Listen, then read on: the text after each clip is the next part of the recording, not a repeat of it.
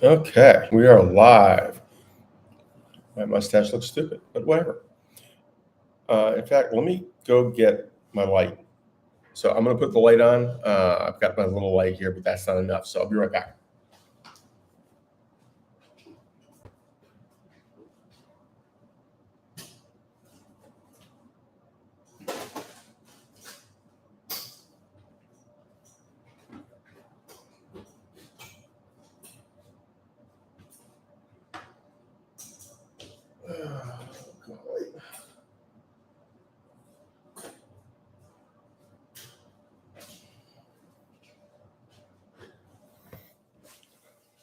A little better. A little better. Oh, and my person left. So we are doing myths today, shooting related myths. So feel free to put some in the chat. Otherwise, we're going to go with a couple I've got, and then we'll do other topics. I've got a few other things to talk about. The first one is shotguns for home defense and the myth that a normal, like a legal length shotgun, not a SBS or shorter than 16-inch, let's say, shotgun, is going to have enough spread in normal indoor home distances for it to matter. It won't. Yes, if you shoot somebody in the torso and you were a little left or right, like, okay, you had some spread. But an indoor hallway is usually like 20 feet, 25 feet. Like, they're not super long. That's a long hallway normally. You're going to put like a 6-inch hole at the far end. So anywhere closer, it's going to be a smaller diameter hole. This theory that you're going to get, the whole width of the hallway. No, it's not how that works. Now, don't get me wrong. It's better than a pistol. Your odds of hitting are better. The longer gun is easier to point, and certainly your relative effect per shot is much better than a handgun. So it's not. I'm not saying don't use the shotgun. I'm just saying this theory that just point it down the hallway and pull the trigger and you're guaranteed to hit. There's a lot of hallway you could miss in. The next one, mil-spec. Mil-spec is so wonderful. It's great. You should definitely want mil-spec. Mil-spec is the minimum standard to meet government requirements. Minimum standard. And very often, it's a standard that has been set decades ago, many decades in some cases, when technologies that are available now were not available. This was simply, it was good enough at the time. Was it the best at the time? Probably not. Was it the price point that the military was willing to pay for? Yeah.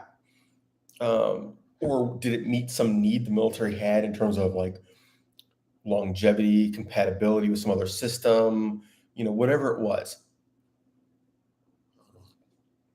So, mil-spec should not be a goal.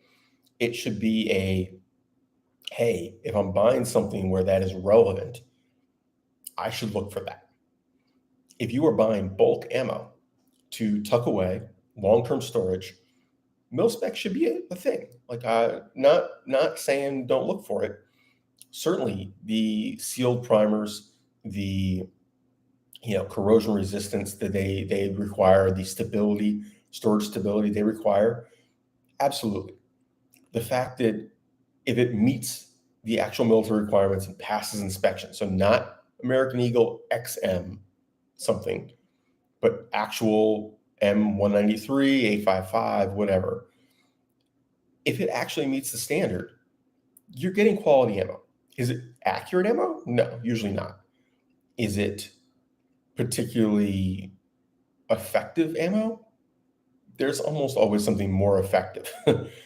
But price point, reliability, and consistency. You're always going to get what you paid for.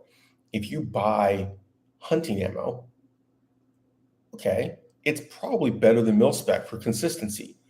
But if you buy cheap blasting ammo, Wolf, TOA, PMC, Blazer, Winchester White Box even, batch to batch to batch may not be particularly consistent. I'm not saying it's bad ammo. I'm saying that they are not required to be the same over time. They may change their formulation. They may change their bullet design a little bit. They may change powders.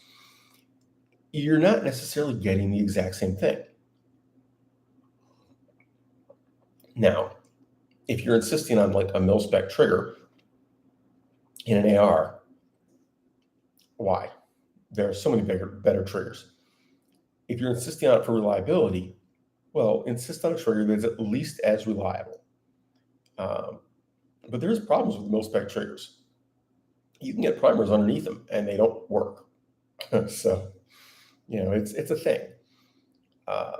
Now combine mil-spec triggers with mil-spec ammo that has crimp primers, and that's less of a factor. Yeah. But yeah, don't look at mil-spec as the goal. Look at mil-spec as just one more thing to think about. Steel-cased ammo. This is one I love because, I mean, as you guys know, I used to make knives. If you've been watching my channel a while, that's probably come up a couple times.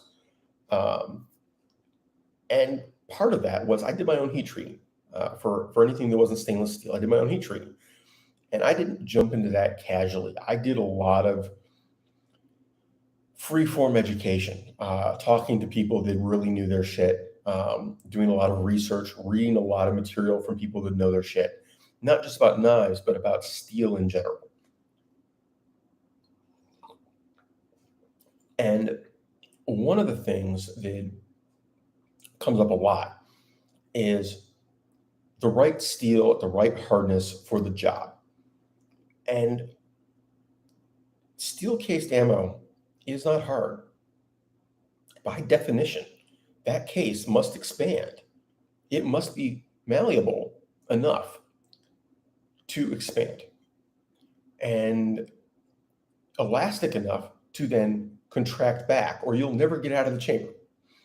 So it expands and retracts, just like a brass case, just like an aluminum case. So that steel case is not hard enough to damage your chamber. Now, the coating they put on it can leave a residue in your chamber if you don't ever clean your chamber and you fire a lot. Some of them don't have a coating, but actually the better stuff does, because it is a smoother ammo. When they don't put the coating, that's when you get that rough surface. It actually feeds better if you have the coated stuff, the lacquer coating or the polyformance coating. But the steel case itself is not going to damage your chamber. Correction, it will not damage it any more or less than brass. Now, a steel jacketed bullet, a bimetal bullet, absolutely. That is a much harder material and is impacting with more force at the lead of your barrel, the point where you go from free bore to rifling. That's a whole other story. I do not suggest firing anything with a bimetal bullet out of a gun you care about, or at least out of a barrel you care about. If you have some cheap factory barrel that you're trying to burn up, that's a good way to do it. But if you have a rifle you care about, do not shoot bimetal bullets. Yes, they're cheap. Yes, you can get Eastern Bloc ammo dirt cheap with that kind of bullet, fired out of dirt cheap rifles you don't care about. What else we got? Anybody else got any good myths?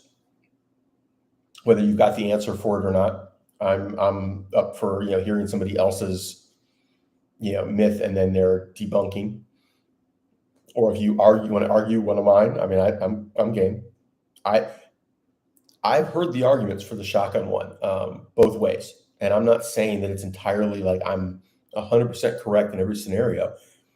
There are shotgun shells and shotguns and situations where absolutely you'll get more spread. But your average shotgun with your average, buckshot or, fours or something is not going to spread that much.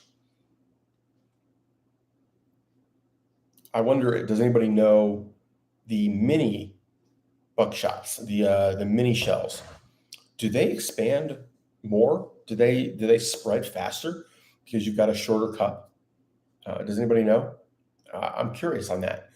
I've never thought about that. I just was thinking about like what kind of shell would expand faster, would open up faster, and was thinking, hey, the shorter cup in the mini shells might get you a faster opening of the pattern.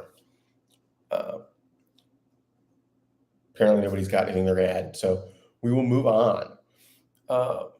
Next topic. Got a new knife. This is an Ontario Knife Company Rat 2. Okay. King Arthur does not use mini shells, but do you have any input on the spread? Do you have a shell that you're aware of or have used that is, a faster pattern, wider pattern at short range? I mean, we're not talking, 100 feet. I will keep going while you type, if you're going to type. Got an Ontario Knife Company Rat 2 with, they call it Desert Tan. To me, that's bone. It does not look tan in the slightest. It looks cream. I'm not sure if it's G10 or Micarta. It kind of has the G10 feel rather than the fiber of Micarta. They are not flippers. I'd forgotten that before I bought it. This was at work. I had not been able to find the white ones with the black blade. It's got the black, what is it? Yeah, it's the Randall promotion one, the special one. And I hadn't been able to find these online without paying shipping. And I mean, as you guys might be aware, I'm back to working at Bass Pro, and our 15% off, not paying shipping, the sales tax stings, but countered by the no shipping and the discount. So this was the one I was comparing to my Civivi, because when I was shopping for a new knife, it was the Civivi or the Rat. And I was like, the Civivi is more elegant. The Rat is a larger handle, kind of a heavier duty vibe kind of knife.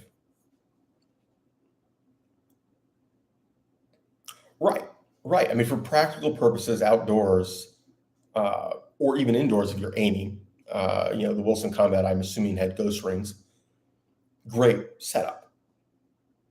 But the myth was that it would expand and just fill the hallway with lead, at an indoor hallway, like not an office building hallway, but like an indoor home hallway. I would love to have a 14-inch Wilson Combat 870.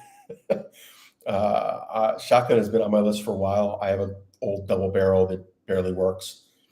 I'm not a shotgun guy enough to spend the money. Every time I'm like, hey, the toy budget's got this much in it, something else. Like I would buy an AR-10 in 308 these days, not 6.5. Before I did the Wilson Combat 870. Which is not a hit on the Wilson Combat. It's just my priorities. But I got the Civivi because it's a little more elegant. It is a sleek, a little less in-your-face knife. Because remember, I was going from a Kershaw Cryo, which spring-loaded, much more tactical, aggressive looking. It's kind of got that sharp vibe to it. And I was looking for something a little more class, a little more style. These guys, again, not a super intimidating knife. Looks kind of, civilized as opposed to aggressive. Detents, just like the Civivi, rather than the spring. There's no assist on this. No flipper, but I'm okay with that. I didn't have flippers until I got the cryo. I've got a review in process. I'm still getting used to it. Yeah. Yeah, and I mean, I'd love to see the pattern out of something like that, um, with standard, police military buckshot, um, at 20 feet. I mean, I'm sure somebody's done it. I'm sure it's on YouTube somewhere. Um, I'm just curious how big a pattern you get, because I could be wrong. I could be wrong. Like I said, shotguns are not my vibe. Um, I've always been much more about carefully placed single shots, even if you do bunches of them.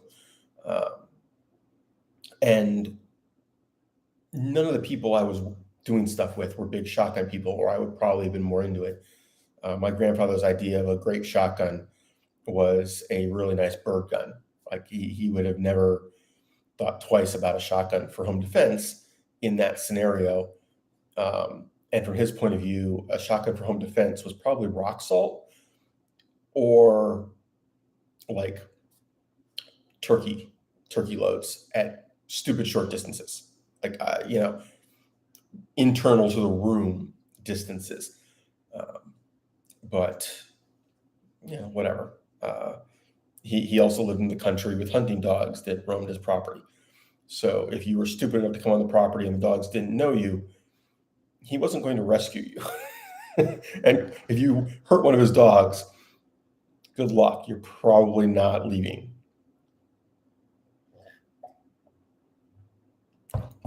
So for the knife, couple things just right off the bat. Did not come sharp. The initial factory edge sucked. It took a decent edge pretty easily. I didn't get one of the fancy steel ones. This is AUS 8. And it is made in Taiwan. I will point out that, yes, Taiwan, not US. However, the cryo is China and the Civivi is China.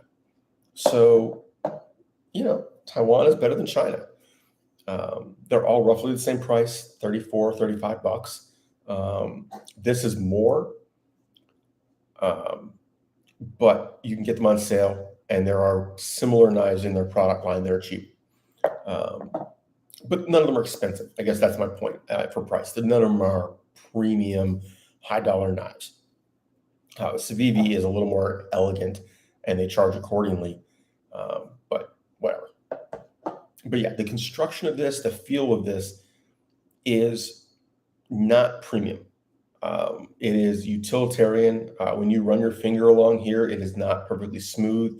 It is not perfectly rounded, even shape. They didn't do any texturing on the edges here. They rounded that off from a textured flat sheet of material. When you buy G10, you can get it pre-textured. They cut their shape, rounded it, and that was it. And in my opinion, if you're holding the knife, the spot you want texture is these corners. There's nothing. But you have some nice jimping on the back.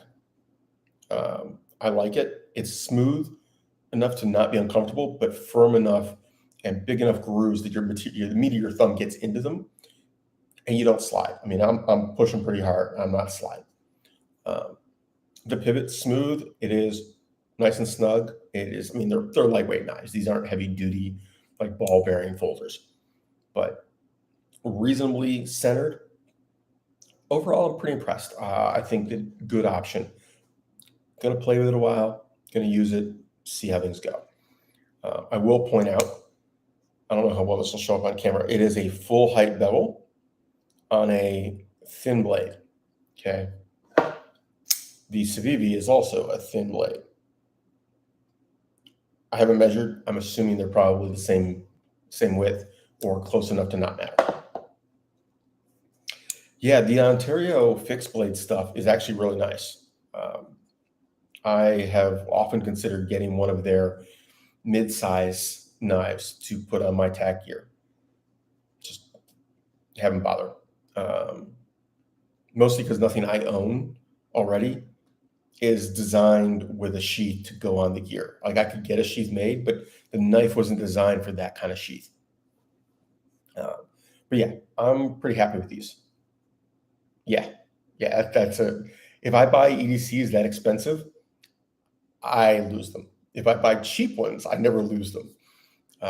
If I buy like a ZT, if I buy an actual, direct from Hinder, um, if I buy like a Ken Onion, um, any of the premium stuff, like a year and it's gone. I don't know what it is. Cannot hang on to them. So I just stopped. I gave up. They're lovely. They're wonderful to use,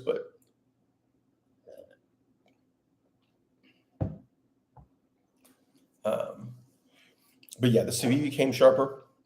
The Cryo came sharper, but they all took roughly the same edge.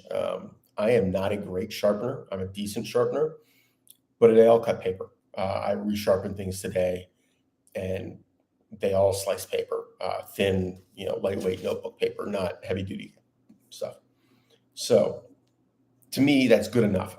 They don't need to be like razor thin slices of paper. They don't need to cut through a mushy tomato when you just rest it on it, like whatever. It's a box opener 90% of the time.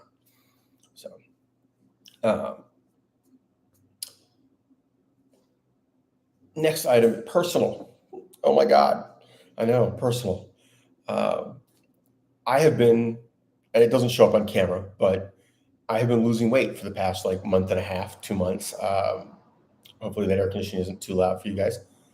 Um, I've been working on it for a while, but did not, like, there was no visible change. And like literally over the course of a month, it suddenly started to take effect and dropped a full pant size, which is great, except that I was already at the far, like pushing 36. Like I would still wear some of my 38s, but they were just loose. 36s were comfy, but there wasn't a whole lot of extra room. And now I'm in 34s. Well, that's great and all, except that now I have a bunch of pants that don't fit. And I also have belts that were purchased in order to have gear in them or wear inside the waistband, holsters or things like that when I was a 38. And I discovered today I was resetting one of my belts, and I was like, yeah, there's way too much extra material now. I need to order this in the next size down. My wilderness instructor belt, I need to order it in the next size down. So between pants and belts, this is going to be a really expensive weight loss. Pain in my ass, but I'll take it. I mean, that's the kind of problem that's good to have, right? Uh, so yeah. One of my coworkers has been teasing me that, I'm because I would wear my 36s and there was always extra material. Yeah, yeah. Which is why I still had 38s. That's why, like, some of the pants I was wearing were 38s, and there'd be extra material. Or if I was carrying inside the waistband with like the SIG or the HK that are bulkier and thicker, it worked. It was still loose, but it worked because I couldn't wear the 36s and wear those guns. I could wear my Kimber, but I couldn't carry the bigger, bulkier stuff that way. So yeah, the 38s may go away. I don't have too many of those. It was only a couple, relatively inexpensive pairs of pants. But the 36s will stick around. Most of them will get put away, somewhere I don't have to deal with them every day. And I'll keep out my couple favorites in the closet. But yeah, I had to buy a pair of jeans the other day, and we'll have to shop around for some other pants. I still have some dress slacks that are like 35, not 34, and good because they'll fit. But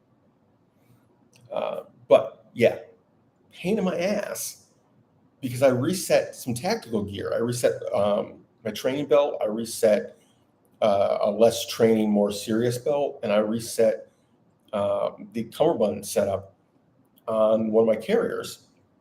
And I'm like, I have less room to work with. Like when you're putting gear on, I'm like, if I put the first magazine, the most forward magazine in the same place, the last magazine is practically in my back. And you don't realize how much of a difference it makes having a couple less inches around in terms of where things wind up. Um, so I'm gonna have to figure it out. I was not amused because it really shit did not work, and I hadn't worn them. Like I had put on my training belt like once or twice in the meantime, but I hadn't worn the serious duty belt, and I hadn't put on that plate carrier. I'd been wearing the other one, and I had redone the whole cummerbund on the other one, so it was kind of in the middle. And switching, yeah, it's going to be interesting. My actual middle, like my carb belly as opposed to my beer belly, it hasn't changed a whole lot. I mean, it's down a little bit, but that will follow slowly. So, but moving on. One of the things that brought me to was my tourniquet pouch, because I've been wearing on my training belt, and then it also, I just slip it off and it goes on the heavy duty belt. My North American Rescue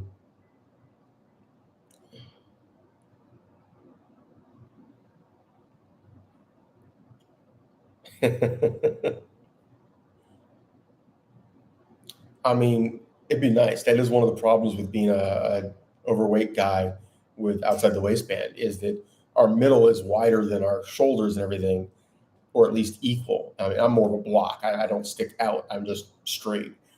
And outside the waistband doesn't work for concealment without like a jacket. Um, I mean, that's my goal, is to get down to the point where I'm like this, where even just an untucked shirt is perfectly fine for a significant gun. Um, but right now, the reason I ended up buying the pants, because I would have just kept cinching the belt on my 36s.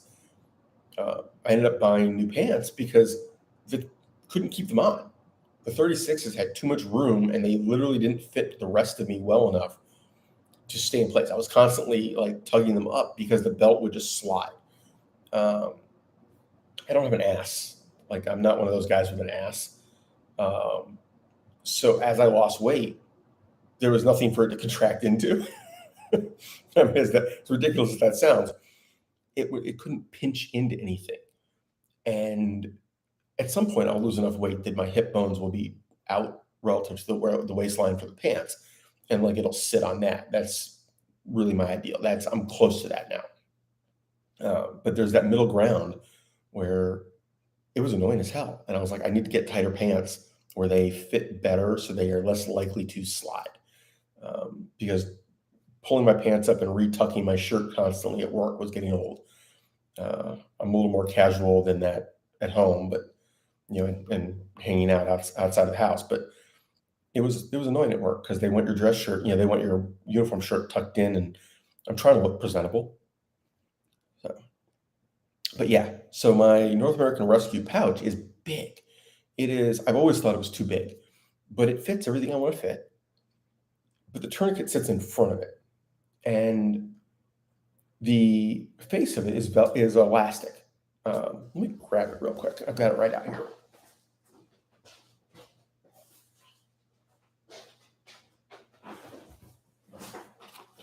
So you can see how big that is. It's,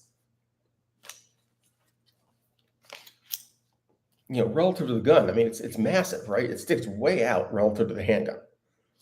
And what I'm thinking,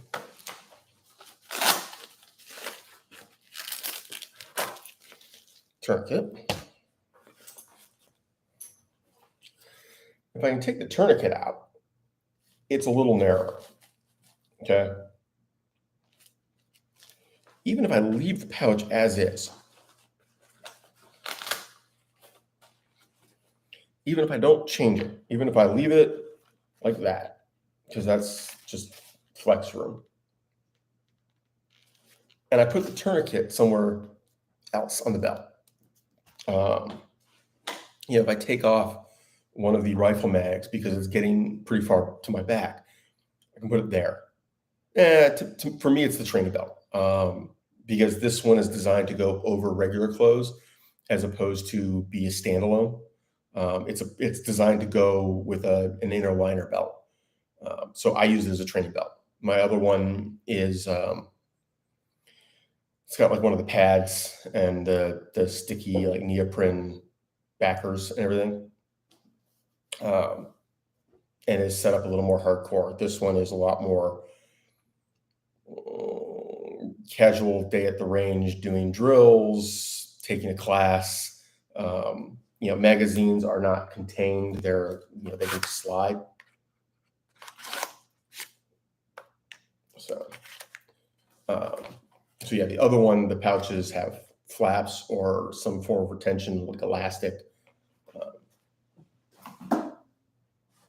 But the other one is completely ripped apart at this point. It is completely getting redone because the belt doesn't fit anymore.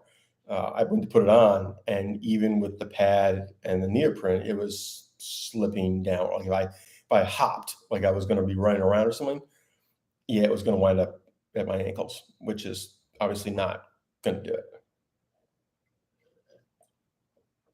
And it does go a little tighter, but probably not enough. And if it does, like, how much extra belt do I want to have, wrapped around and everything? It's time for a new belt. And that one's old. This one's much newer than that one. That was my original one, and it's not as high quality. This is a HSGI belt, and the other one I want to say it was a quality company, but it was not as high end, which is why it got the neoprene, padded backer, because it didn't matter as much. But yeah, my thought process is if I put the tourniquet in its own pouch, even if I leave that pouch on there as is, it's a little less bulky. And I may go to just a smaller med pouch in general, or even on that belt, take it off entirely and just do the tourniquet.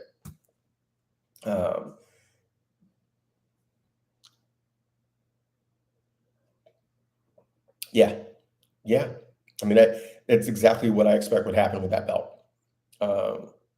That belt is set up to, at most, jog, like not even run. Don't sprint. You will probably lose a mag.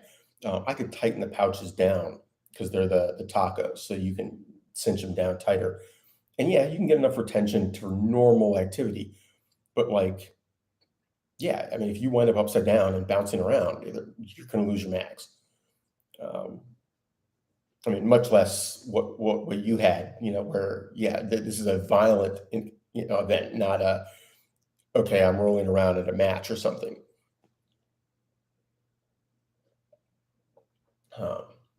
Which is, I mean, I had the pouches. Most of my other ones are old school. Most of my ones with retention are like the generation before these, in terms of construction. And, which one do I use? Which one, when I have to prioritize, what do I actually use? Well, I use the training belt more. I am way more time in with this setup than with the other one. So that's where I put the money. They got the newer pouches. At this point, I will put the money into the other one, and this one is still good. It's still current. I need a shorter belt, but it'll work. I'm just running low on adjustment room. Hello, Revive. Yeah, when I was adjusting this one to make it shorter, I'm running out of room. I bought it, A, to go over an inner belt. B, it had to fit with my padded belt underneath it. So, that adds several inches. And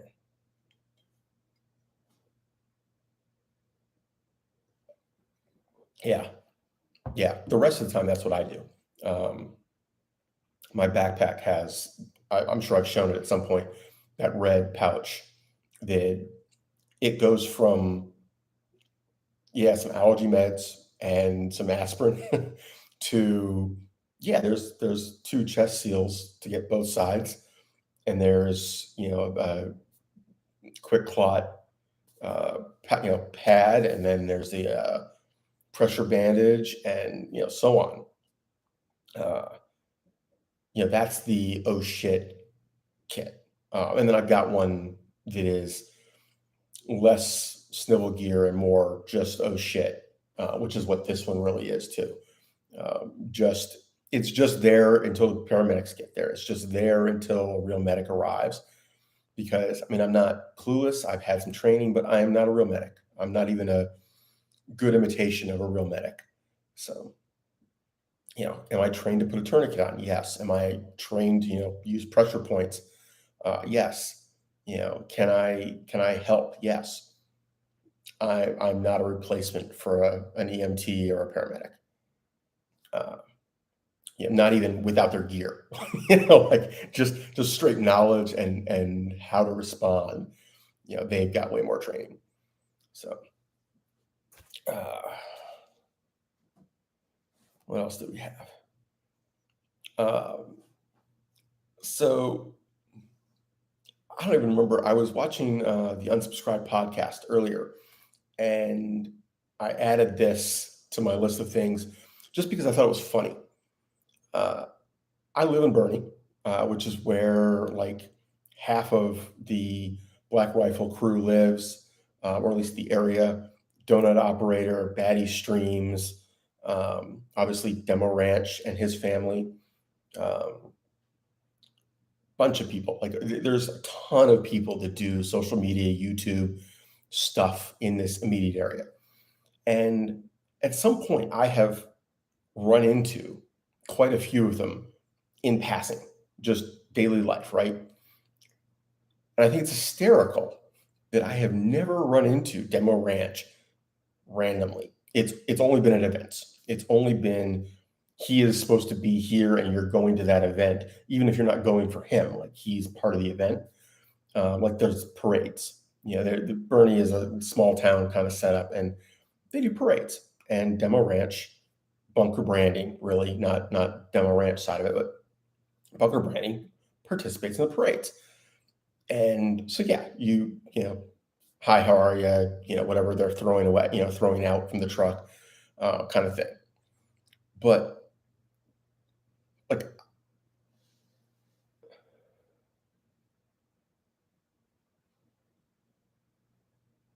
yeah, I'm the same way. Like during the event, I am good.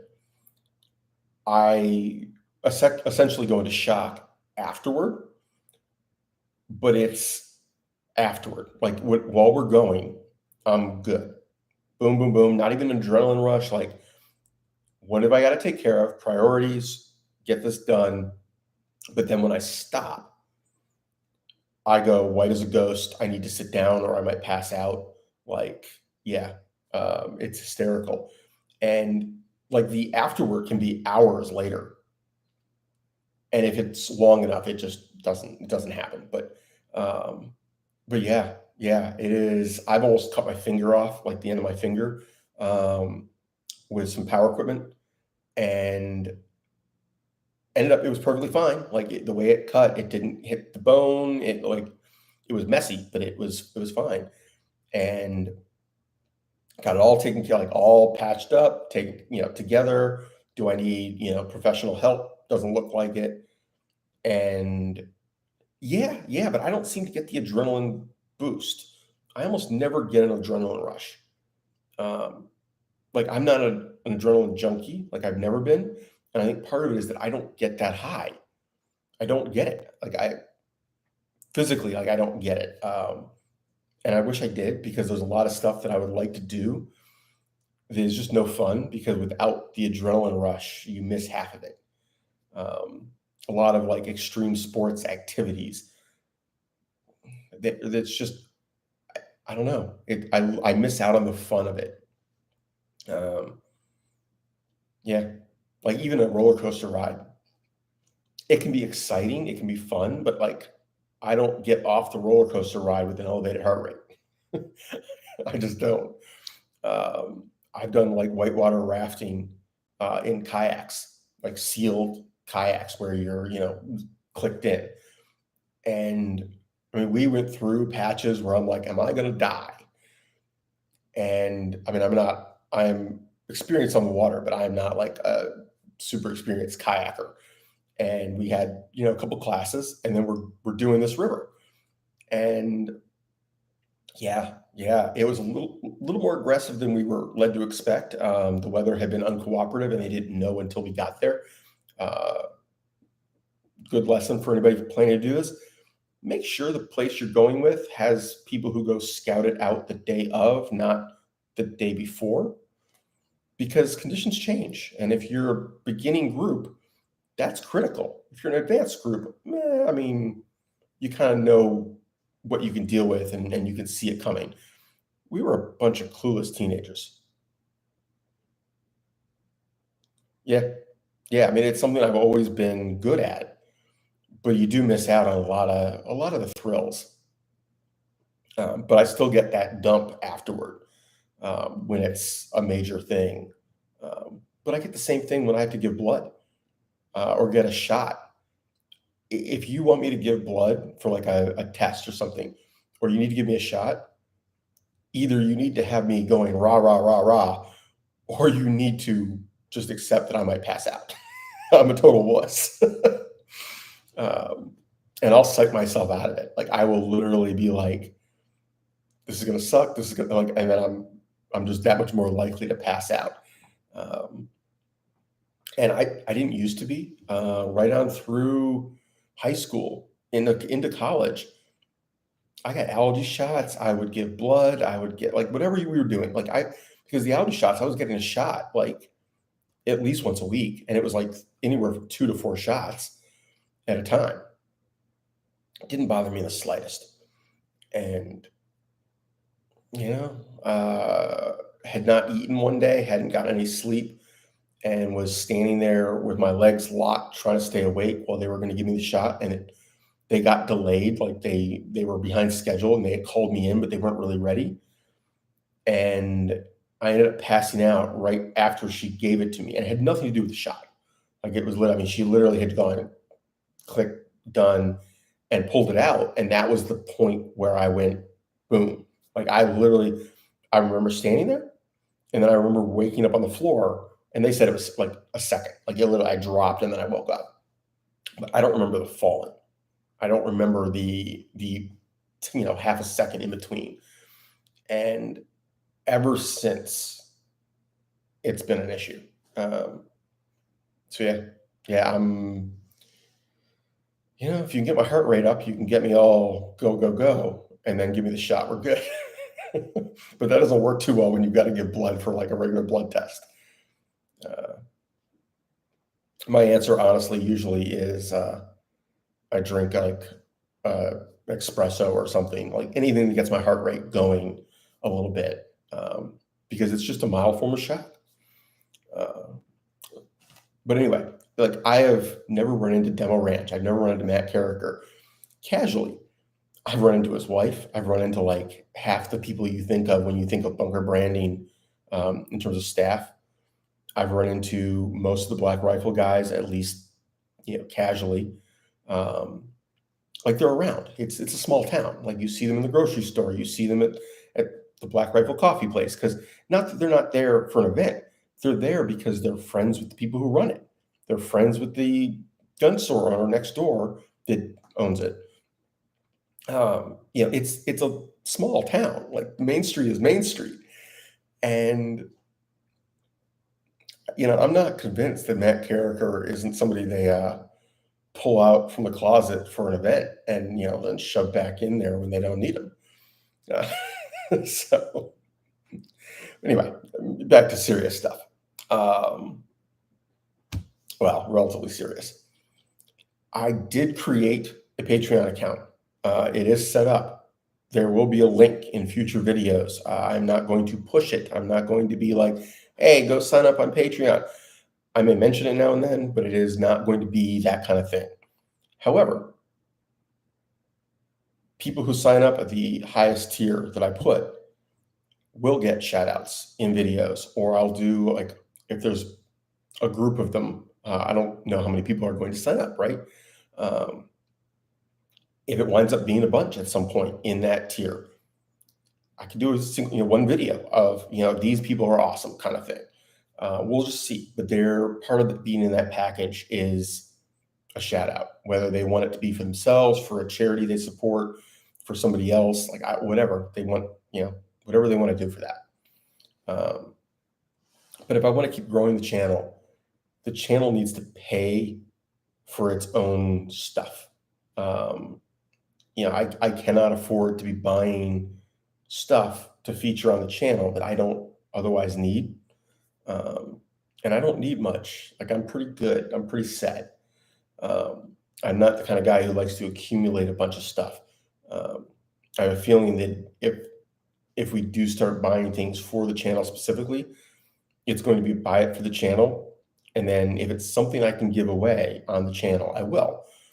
If it's something I can't, it's getting resold and the money put back into the channel. But yeah, the more I thought about it, I'm like, you know what? There's not even any point waiting until 1500. Like, I've got time today. Let's just do it. Today was a big multitasking day. I was doing that. I was playing a video game. I was catching up on my own YouTube watching, and doing paperwork all at the same time. It was ridiculous. I found myself typing things into the wrong computer. But so yeah, that's a thing. Based on Patreon's recommendation, the lowest tier is $3. The highest tier is $25. The $25 tier literally is, if you feel like throwing money at the channel, I appreciate it. I'm not going to say no. But it doesn't, like, the return on investment is not there. I'm not giving anybody a whole lot more who puts in 25 versus 3. The middle tier at $10 gets the ability to vote on topics, or anything else we put up there for ideas. And if I do like a giveaway kind of thing, as part of Patreon, not channel giveaway, but like there's a sticker for supporters, like it'll be free at $10 and up, and the $3 folks will get it at whatever base price is. I don't know that I'm going to do that through Patreon. They do it, but they take a bigger cut of all of your Patreon money. The base rate, I want to say, is 8%. I believe 8%, and then they add 3% if you do merch through them. And if you do a lot of merch through them, that can make sense. They handle all the customer service side of it, and they do all the shipping, and the merch is reasonably priced. But I don't think I'm going to do a whole lot of merch. Like, that's not the kind of channel this is, right? I mean, I might do stickers, but if I do them, I'll probably print 50 of them, because that's the smallest batch you can print without getting ripped off horribly, and be like, hey, who wants stickers? Cover the cost of shipping. Like, whatever. I don't know. It doesn't seem like the thing for this channel. What else we got? That was actually it. So anybody got anything else, throw it up there. The video on this guy and the comparison with the other knives is going to be in process. I literally got this yesterday evening and have been messing with it. I got it sharp, and just the comparisons. How the clips are. Not the orientation thing, because you can change the orientation on this. You can't on this one. But like how deep they sit in your pocket, the weight, the blade design, length, shape, things like that. And I'm not going to compare steels. I'm not going to give them a hard time based on that kind of thing, because like this is AUS 8. This, I want to say, was some random Nitro V, I think. I think so. I cannot remember for sure what I bought this in. But it's a relatively high corrosion resistance, general purpose steel. Nothing crazy fancy. My cryo is somewhat of the normal generic steels. And that's my trend. I don't buy high-end steel EDCs because, like I said earlier, I lose them. And I am not convinced that for an EDC, as opposed to carrying a knife that you're going to use for serious purposes and just having it double as your EDC, the better steels make any difference. If you're going to break it, you're probably going to break it. If you're going to damage the edge, you're probably going to damage the edge. It's could the better steel do better? Yes. But most of the time, when you exceed the limits, you exceed them significantly. You usually don't exceed them by the small margin that the better steel gets you. Now, if you're carrying it as a backup to the handgun, yeah, I mean, it makes sense to spend money on that and buy something higher quality. Is there an ROI on that? Not really. Hopefully you never need it, right? But, maybe it saves your ass. And it's certainly nice knives are always a nice thing. They have a value all their own beyond the financial. I mean, I put that money into fixed blade stuff. It's why I got into making them because I couldn't afford to buy the knives I wanted, so I made them. But yeah, we're at 51 minutes, but we still have people here. So guys, give me a topic. What do you want to talk about? What caliber should I do a review or comparison on or history of or anything like that? Because the air conditioning's coming on, so I'll move a little closer, help the audio.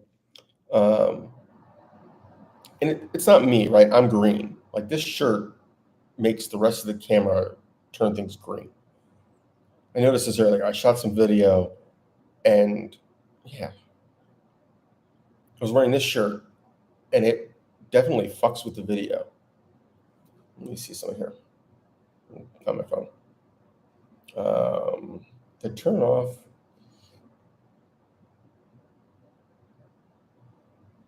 I don't know. Does that help or hurt? I don't know.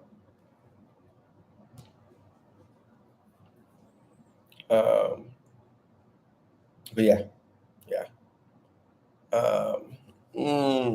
What else we got?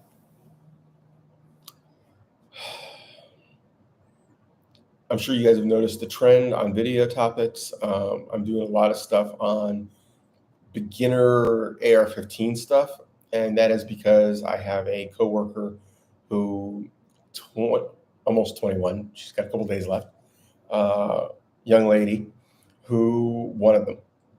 She's like, there's a lot of bullshit out there looking for an easy source of videos and content, and come on, do the video. And I'm like, well, most of what you want, I can't put in a video because YouTube will give me a shadow ban or otherwise not be happy because they don't like anything that shows any significant assembly, disassembly, modification, anything like that. And anytime you start taking parts off or putting parts on, even if it's as designed, like you're not modifying it, you're just putting it back together, you have to fight them over it. They assume that's modification.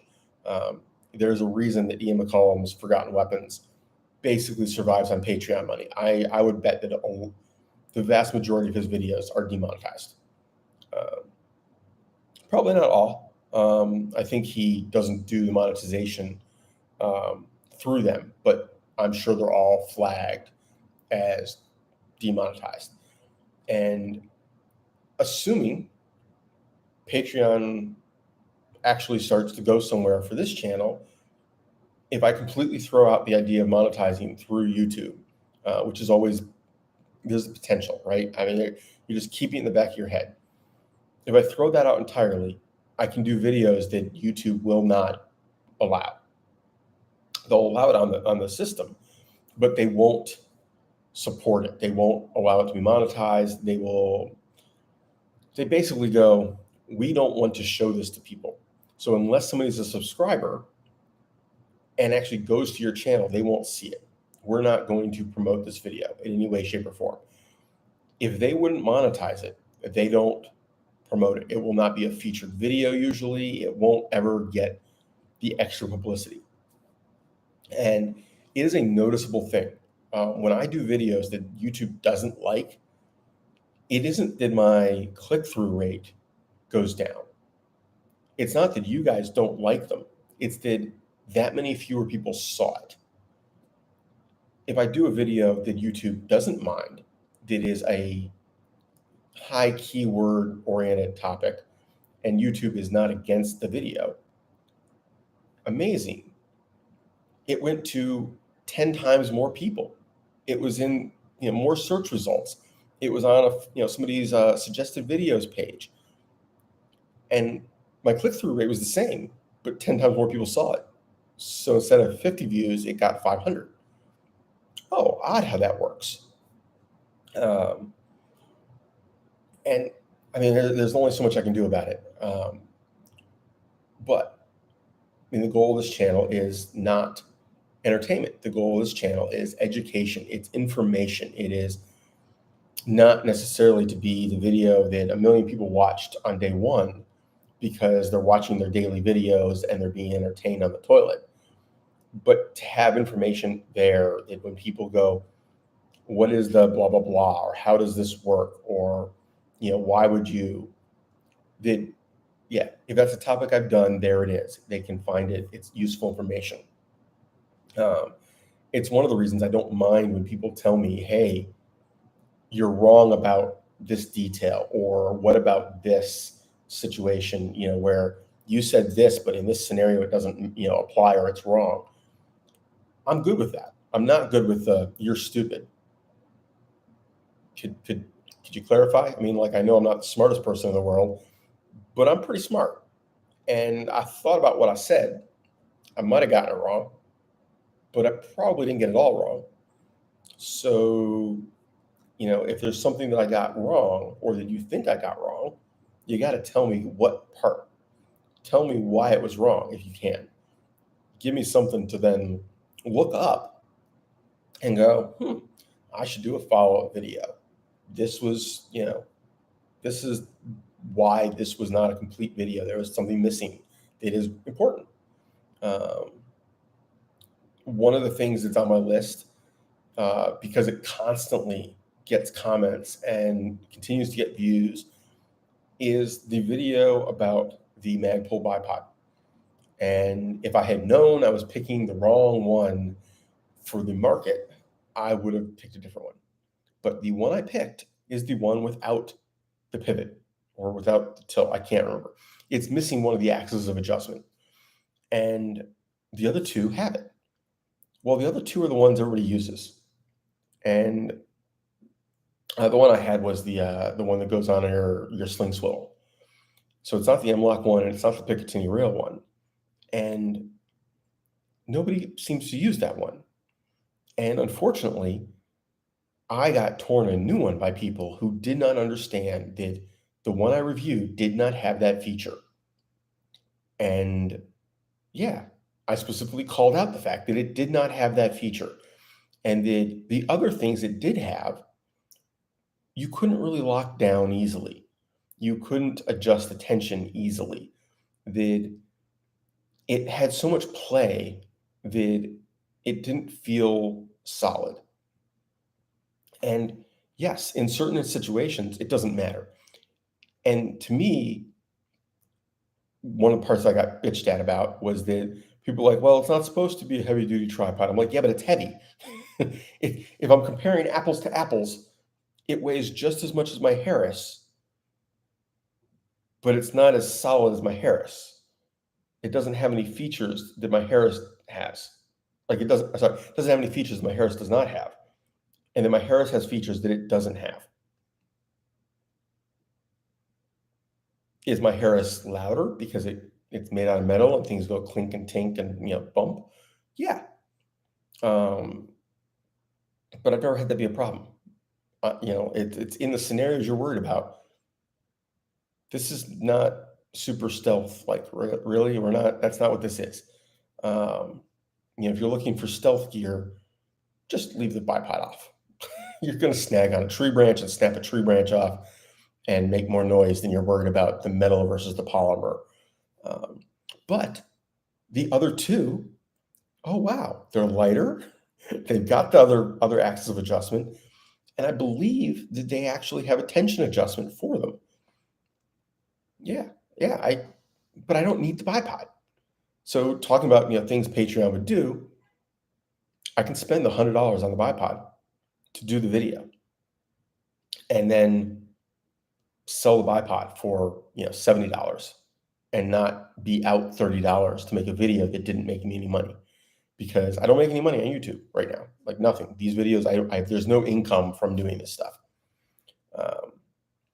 So we're 2 years in almost now, and it's not, it's all out of my pocket, and that's great and all. I don't mind doing it, but we're at the point where there's enough people watching, not right this second, but there's enough people watching the videos that it's like, well, it would be nice to do some content that requires some expense. And I just can't afford to be pouring money out to do content with nothing coming back in. And ideally, I could do enough of it, and it would grow enough that go part-time work. Not be working full-time, making videos, doing other things in my life. It'd be nice. It'd be nice to have that flexibility. I would rather be creating content. So anyway, we are over an hour, and at least my channel counter, up here in the corner, says there's nobody else watching. I know that's very often wrong. So if you are watching and are being entertained for some reason, I don't know why you'd be entertained by this bullshit. But if you are, I apologize, because I am going to be ending the video. So take care, have fun, stay safe, keep shooting, and stay out of trouble, which really just means don't get caught.